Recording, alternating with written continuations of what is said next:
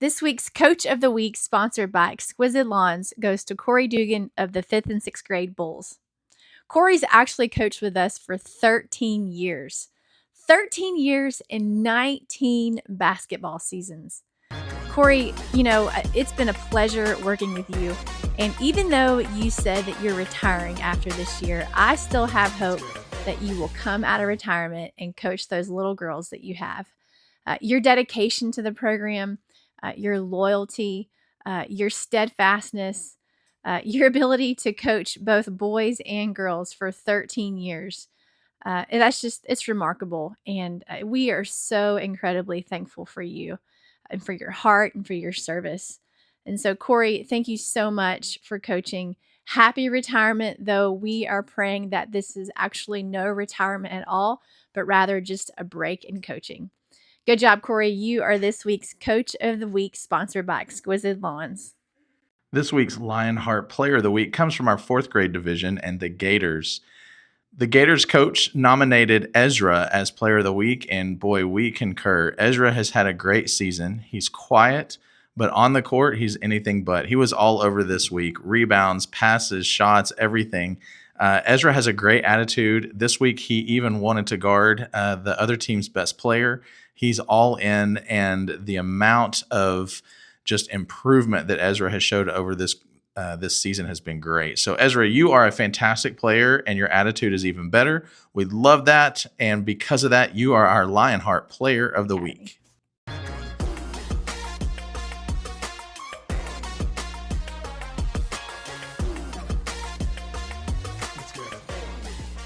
Welcome to episode 62, Winning with the Home Team. I'm Katrina. I'm Todd. Oh, no look. So we just ended a season. Uh-huh. Season is done. This is your third basketball season? Third basketball season. Yep. That's right. And it's in the books. It was a great season. Yep. I would say it's probably, for me personally, was the most challenging season I think I've had in a while. But today we're here to celebrate all of the season that we've had. Specifically, every year we pray that God would bring the right coaches, right? We have 40 teams. Yeah. And that means that we need at least 40 head coaches. Yeah. And then that's not even counting assistant coaches. Correct. So today, having spent 12 weeks with them. Yeah, but let me stop you. My first season, I panicked because we were, I don't know, a week or two away from the season, and there's all these open spots. And you're like, don't worry. We'll have them. And I panicked all the way up until we did. And now for the first time, now that I've been through my third season, I can remember Kim Hogue started working with us in the office, and she was like, oh, y'all are missing coaches. And I was like, don't worry. Yeah. So I've now figured out that God provides. Yeah. He always does. Yeah. He always does. And he always gives us who we're looking for. Quality coaches. That's right. Yeah.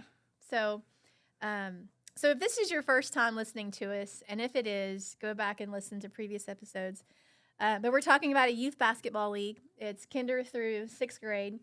Mm-hmm. We run 3 sports at the LC. We do basketball, soccer, flag football. And basketball is kind of like our flagship. Yeah. Did I use the right word? Yeah, that's flagship. Good. Yeah. Okay. I'm working on expanding my vocabulary. Good job. Thank you. And so we've done basketball from the jump. Yeah. And so today we want to go through some coaching superlatives. Right. Todd, I bet you didn't know this. In high school, my superlative, my senior year, was best eyes. Oh, yeah? Yeah. Can I tell you something? Yeah.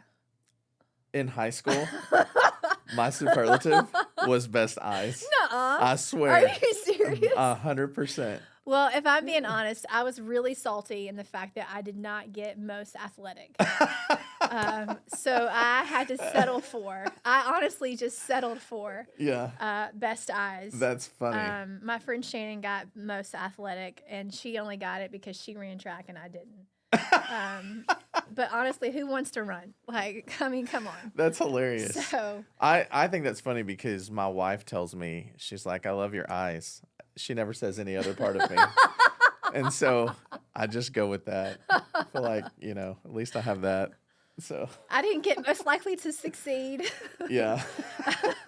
I got. It's okay. Yeah, and I didn't get what I wanted, which Yeah. was most athletic. I got best size. I did in junior high. I got friendliest, and then somewhere along the line, I lost that. Life happened. Yeah. And you learned. Right. Yeah. Yeah. That's hilarious. Yeah. Oh, we have that in common. That's cool. I did not know that. Yep, we didn't know that until right now. All right, so let's start with. We came up with like 15 or 16. So depending on just kind of how all this goes is what we'll get through. Right. We know that coaches can sometimes be a little what's the word? Just crazy. Crazy. Yeah. Yeah. And so this first award is called the Energy Drink Award. Mm. In your mind, who has had an energy drink as soon as he or she steps out on the court, and why? Yeah, so I went with Vernon Riley on this one.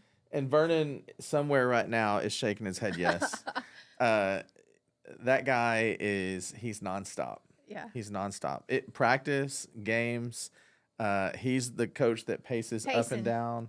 All the time. He's on the referees about what was that call. He's turning around, and it's not a negative thing. It's a positive thing when he turns to his girls and he's coaching them up. Yeah. He's always going. To me, he's the Energizer Bunny. Nice. Of coaches. He paces down the court like none other. He does. Yeah. He does. He's completely focused on the game. Yeah, I agree. 100%. Yep. And I would expect nothing less. What about you? What you got? No, Vernon for sure. Yeah. That's it. Yeah. Yeah. That's the sole one for sure. Right. So, okay, this next one is the Clipboard Picasso Award. This is the coach that will call a timeout and try to draw up a play, or maybe he has a play that he's worked on that the kids are not getting, or it may just be simply he or she is. Maybe I would use the word overstructured.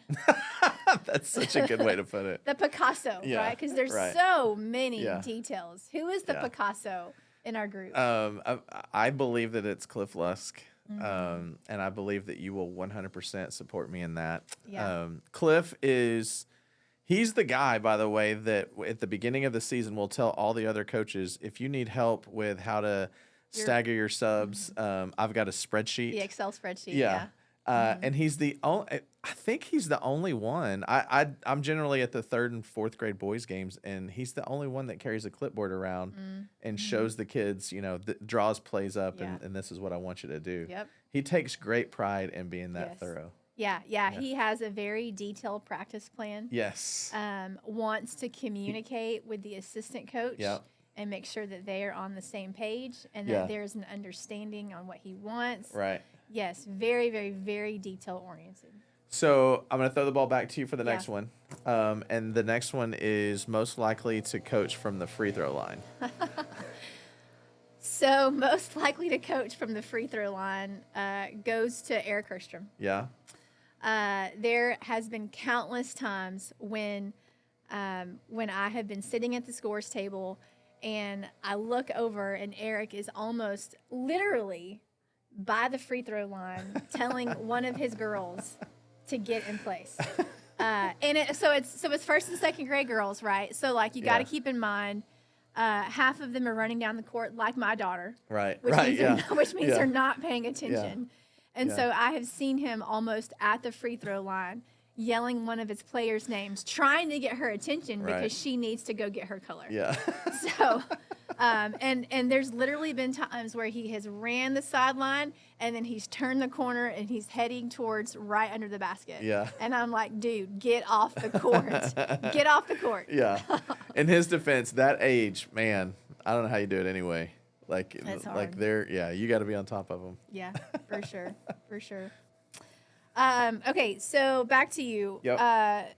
Who is the most encouraging? So we'll call this the Encouragement Machine Award. Yeah, I would go with Aaron Madison on this. And Aaron has been a coach in our league for a while. Yeah.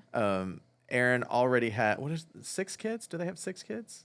Yeah, 5 or 6. 5 or 6. Yeah, it doesn't really matter once you get to 5, I guess. Exactly. So, Aaron is the one who has previously coached with literally a baby on her hip. Yeah. In our league, soccer, basketball. But she is the most encouraging when the kids come off. And this year, by the way, Aaron wasn't winning a lot of games, if any. Yeah. And she still manages to be like, she's like having a team mom as a head coach. Yeah. Yeah. That's a great descriptor for sure. And, which is a good thing for the kids because, I mean, they're loved on and they're cared for. Yeah. And does that translate to a whole lot of wins? Not this season. But I guarantee you those kids had a great time. And it's good to see, when you contrast Erin talking to her kids versus a coach over here on the other side that is just completely on his kids all the time. Yeah. You can see the difference in the two kids. Yeah. So that's a big deal. Erin has a first grade team, and she has a little guy on her first grade team that doesn't want his parents or his family even in the gym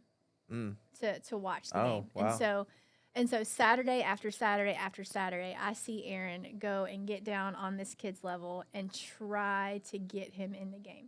Yeah. There's not a Saturday that doesn't go by that I don't see her bend down to his level because he's sitting in the chair and try to convince him to get in. Right. And, typically, let's be honest. Like, if you're a coach and you've got that kid that is just shy and doesn't want to play, like, you may do that for the first game, maybe the second game, maybe the third game. Right, yeah. But to do it every single game, like every single game. Right. That is so impressive. Yeah. And, honestly, that's the kind of coach that we want. Like, I think I wrote this in an email to the coaches last week, like, who cares about the championship? Yeah. You win it, great, but like, how are you making your kids feel? Right. Like, what's that saying, Todd? They won't remember what you do, but they'll remember the way that you made them feel. Yeah. Is that right, or something? Yeah. Along those lines? They don't care how much you know until they know how much you care. Yes. Yeah. That's Erin completely. Yeah. That's a good description. Yeah. Okay, back to you. Yeah.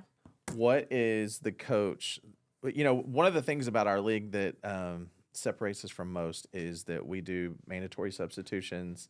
We do them halfway through each quarter, and some coaches have problems with that. But some coaches just flat out ignore it, I think, sometimes. So is there a coach in your mind that says substitutions? What substitutions? Do we both have one for this one? No, I don't. Okay, I don't have one. Okay. Yeah. Yeah, so I'm going to go with Mr. Philip Walls. Mr. Philip Walls, he is a second grade coach, and he only has 6 players. He has 6 really good players, by the way. Yeah. Really good. Okay. And so they all get in. Right. It's not a matter of, kids playing an equal amount of time. Yeah. When it comes to the wristband system, it's just optional. Yeah. Like, hey, Jimmy, what color do you want? Oh, okay, here you go. Yeah. Yeah. So Philip is just he just wants to spread equality with the wristbands. Right. He just let every kid have a taste. Just let a kid have every taste. And as a referee, we let that happen for about 5 seconds. Yeah. And then we switch them. Right. To make sure that that who is supposed to guard the right person. That's good. Gets done. No, I didn't have one. I had kind of an offshoot with the substitutions, and that was Clayton Wills, because Clayton, God bless that man. Like, he is trying. He is trying on, and he keeps. I don't think it's Cliff Lusk-esque, but he's got a graph. I know it because I've seen it. Yeah. And then I've seen how he's trying to do it, but it's like he's trying to work out a math problem every game. And I have faith in him that one day he's going to get it. But you can see him on the sideline sitting on the bench, just going through it and smoke coming out of his ears, and he's trying to get it right. So, yeah. To be fair, though, Clayton coaches 2 teams, right? Yes. He coaches a first and second, and then he coaches third grade boys. Yep. And, it's hard. Like, as a coach, you want to be very Cliff Luskish and be prepared. Yeah. Right? And so you do your substitutions before the game. Right. But that completely throws you off under so many circumstances. Yeah. The fact that a kid no-shows. Right. Right? Or shows up late. Yeah. You know, Yeah. and then, you know, you got a kid fell and has to come out. So then what do you do? Right. Like, It just throws a wrench into everything. So hard. Yeah. That's why I have so much appreciation for Clayton, because all those things happen. And they happen every week, by the way. And most coaches just go, you know what, get out there. You know, they pick another kid and they move on. And Clayton actually tries to make it right. And so, I appreciate him quite a bit. Yep. All right, I'm going to throw it back to you. Okay, so this next award is a coach that you've heard shout, "We worked on this at practice!" award so many times. So I went with Jared Phillips on this. And Jared, if you're watching this, it's not so much, I mean, occasionally he'll yell out to the kids, you know, hey, shoot or dribble or whatever. We worked on this. But most of the time, Jared just says it under his breath, like, we worked on this. And you hear the scores table. Yeah. Or he'll turn to me and say, we worked on this. And Jared teams up with Cliff Lusk. And so there's a lot of preparation that goes into their team. And so they expect that the kids are going to be able to perform. And then the kids get out there and put their thumb in their ear and do all kinds of things. And so, it gets a little crazy. Yeah. I had one for the first grade group. Okay. And that's Jessica Clay. Okay. Jessica Clay, she coaches the Slime Squad. She loves to watch women's college basketball, just like I do. All so right. we have conversations about, you know, specifically coaches. Yeah. But yeah, she's a great coach. And I hear her on the sidelines, guys, we worked on this. You know, like, first grade boys, your expectations, you know, from a scale of 1 to 10, got to be a 0. Like, you just got to go in it. Yeah. They don't even remember what they had for breakfast. Literally, they don't. Yeah. No, they just learned to tie their shoes yesterday. So we have those coaches that they're very passionate, like you're talking about. What about a coach that just squeezes every drop out of practice? Like, one more thing. Before practice is over. That goes to Mr. Sean Cranford. So Sean has coached with us. He's a 5th and 6th boys coach. Yeah. He has coached with us for just a number of years. I've lost track of the years. But yeah, hands down, he's going to make sure that he bleeds every single minute of his practice on purpose. Lights are going out, and he's still meeting the light. I mean, like, it is 7:59, or 8:59, and he's telling the kids one more thing. Right. Yeah. Yeah. Okay, I'm gonna stick with you. Back to you. The Timeout Emotional Therapist Award, and you've told me a story recently that leads up to this. So the Therapist Award, the Timeout Therapist Award goes to Mr. Jesse Cantu. Mm-hmm. So Jesse Cantu and Jared Wellman, they coach a 1st and 2nd grade girls team, right? Yep. Their girls team is pretty dynamic in that they have a lot of girls who have never played, right? Mm-hmm. They have a lot of younger girls on their team. They have a lot of small girls on their team. And so last Saturday, I had the pleasure of watching Jessie. A little girl fell down. Yeah. And she began to cry. Mm-hmm. And I was at the scores table.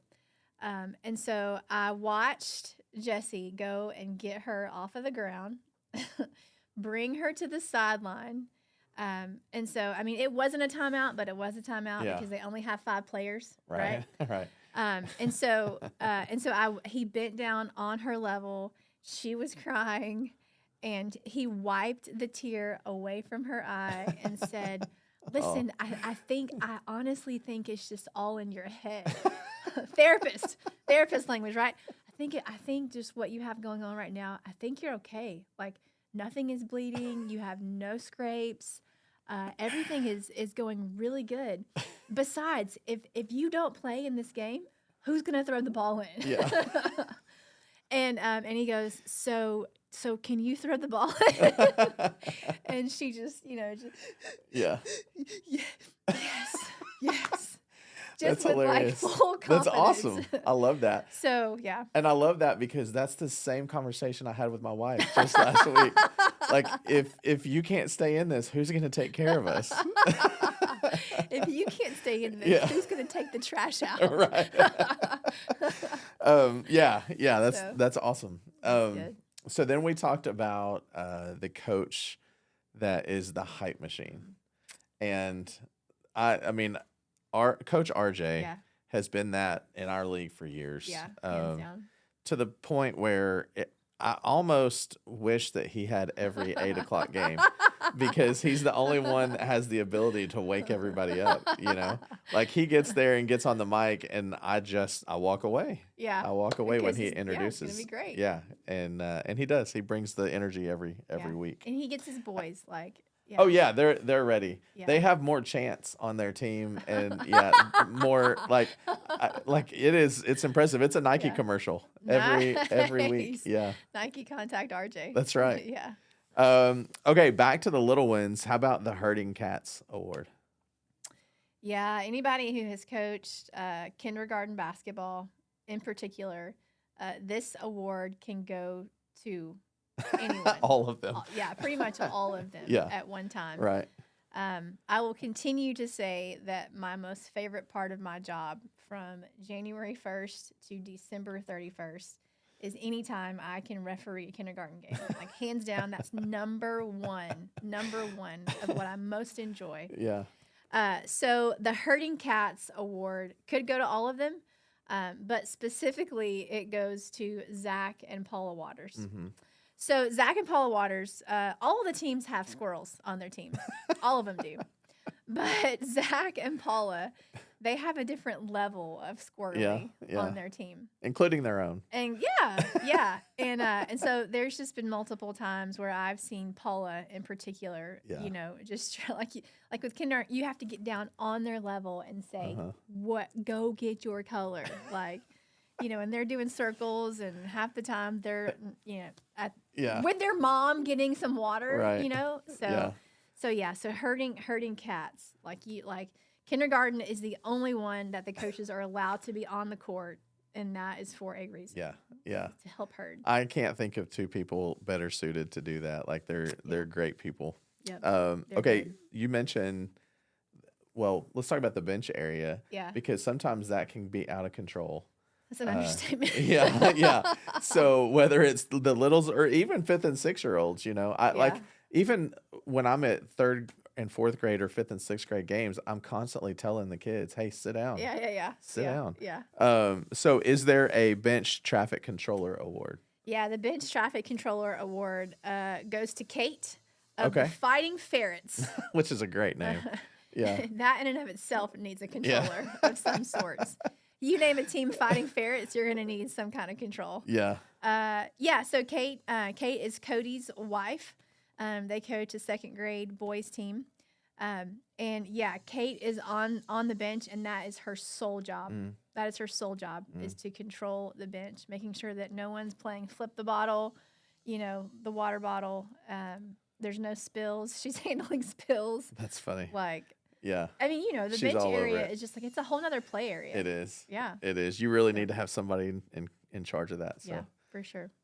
Okay, back to you. Yep. Ready? Yep. All right. So this next one goes to the best pregame pep talk. Yeah. Who is the coach that gives the best pregame pep talk? Yeah.